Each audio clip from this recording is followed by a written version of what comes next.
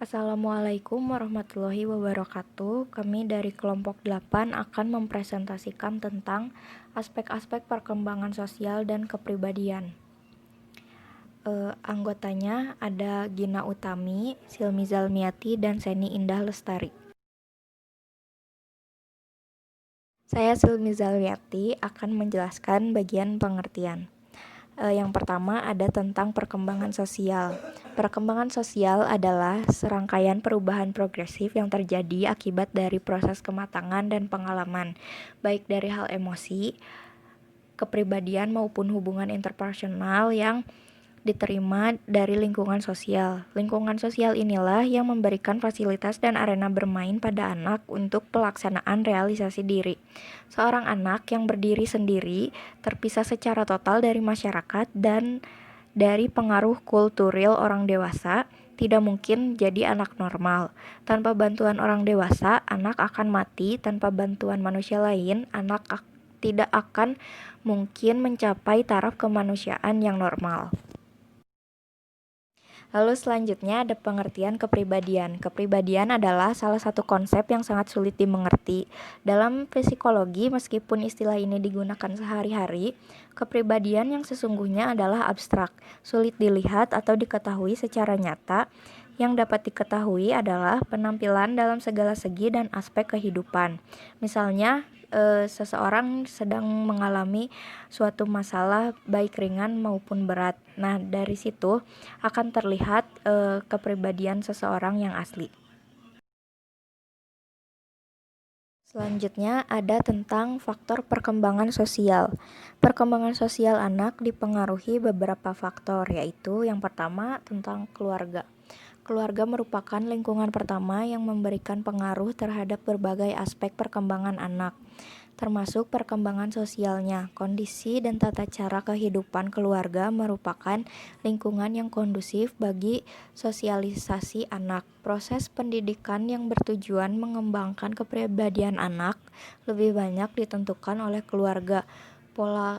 Pola pergaulan, etika berinteraksi dengan orang lain banyak ditentukan oleh keluarga. Lalu yang kedua, kematangan.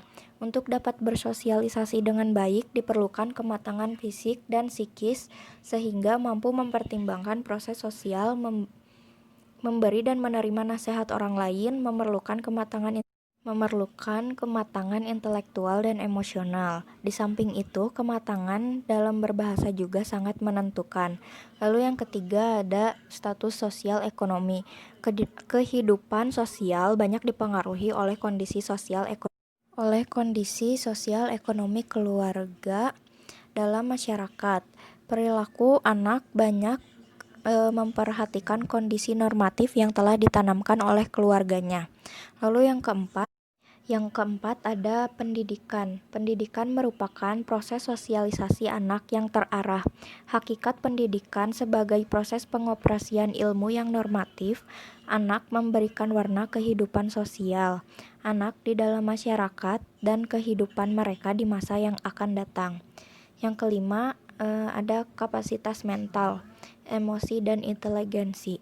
Kemampuan berpikir dapat banyak mempengaruhi banyak hal, seperti kemampuan belajar, memecahkan masalah, dan berbahasa.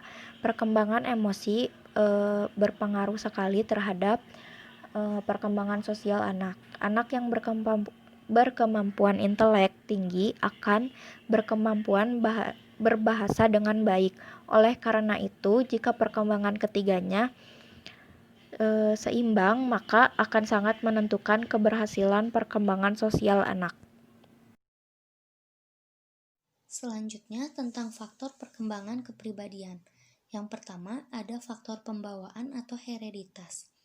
Pembawaan ialah segala sesuatu yang telah dibawa oleh anak sejak lahir, baik yang bersifat kejiwaan maupun yang bersifat keturunan.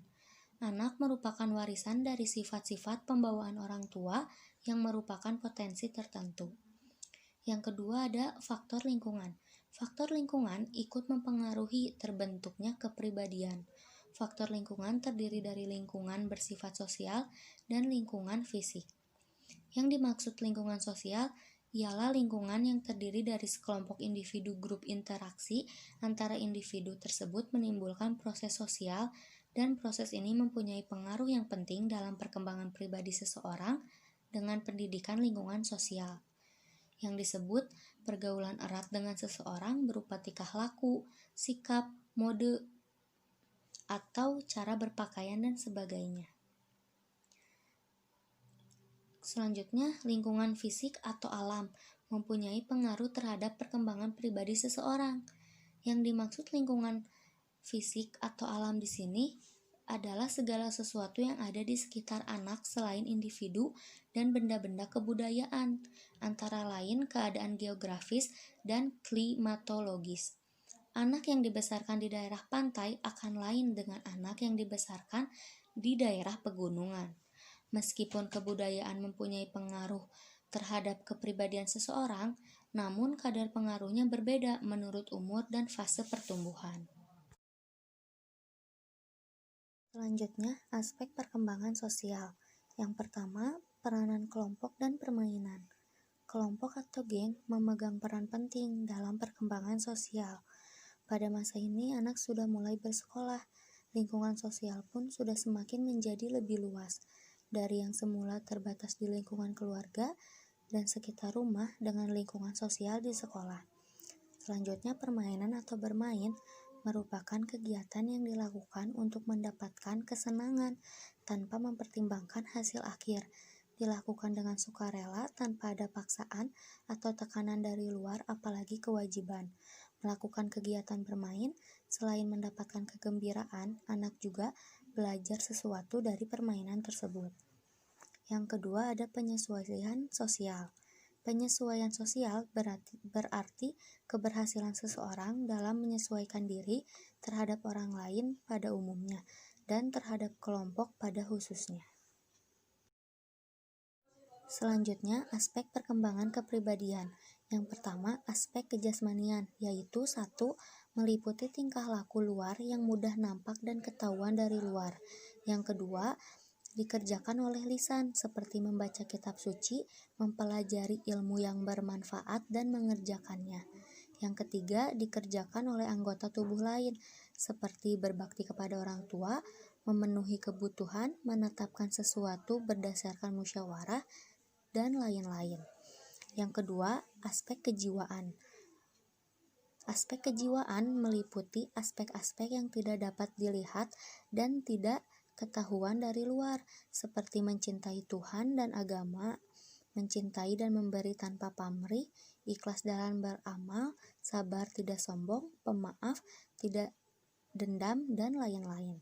Yang ketiga, aspek kerohanian yang luhur, yaitu meliputi aspek-aspek kejiwaan yang lebih abstrak, yaitu filsafat hidup dan kepercayaan, meliputi sistem nilai-nilai yang telah meresap di dalam kepribadian yang mengarah dan memberi corak sebuah kehidupan individu. Bagi yang beragama, aspek inilah yang menentukan kebahagiaan hidup di dunia dan akhirat. Implikasi pada penyelenggaraan pembelajaran. Implikasi perkembangan sosial dalam penyelenggaraan pembelajaran. Dalam proses belajar di sekolah, kematangan perkembangan sosial ini dapat dimanfaatkan oleh pendidik untuk menjalankan pembelajaran ruang berisi dengan interaksi sosial.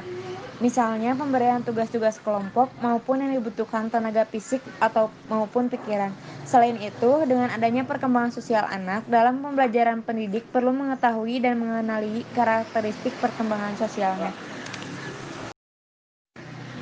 Implikasi pada penyelenggaraan pembelajaran. Implikasi perkembangan kepribadian dalam penyelenggaraan pembelajaran. Perkembangan kepribadian dan pendidikan tidak dapat dipisahkan karena kedua hal ini saling terkait satu sama lainnya dan memiliki hubungan yang irreversibel.